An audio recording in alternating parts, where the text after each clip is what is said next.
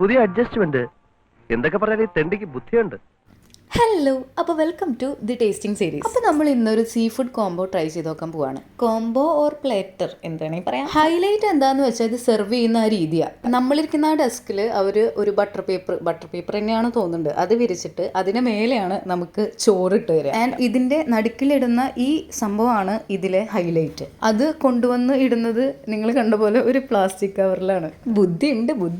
ഇത് കണ്ടുപിടിച്ച ആൾക്ക് എന്തായാലും നല്ല ബുദ്ധിയുണ്ട്. ഇത് അത്യാവശ്യം ഫേമസ് ആയിട്ടുള്ള ഒരു ഡിഷാണ്. നമ്മൾ ഏകദേശം ഒരു 6 ആളുള്ളതുകൊണ്ട് തന്നെ നമ്മൾ ഒരു ട്രയോയും സോളോയും ആണ് ഓർഡർ ചെയ്തത്.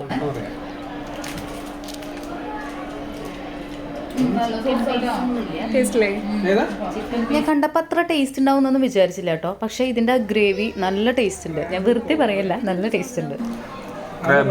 പിന്നെ ഇതിൻ്റെ കൂടെ വരുന്ന ഈ റൈസും പിന്നെ ഇപ്പോൾ ഈ ഡ്രിങ്ക്സ് ഇല്ലേ, അതും നമുക്ക് അൺലിമിറ്റഡ് ആയിട്ട് കിട്ടും കേട്ടോ. അതായത് നമുക്ക് അവരത് റീഫിൽ ചെയ്ത് തരും.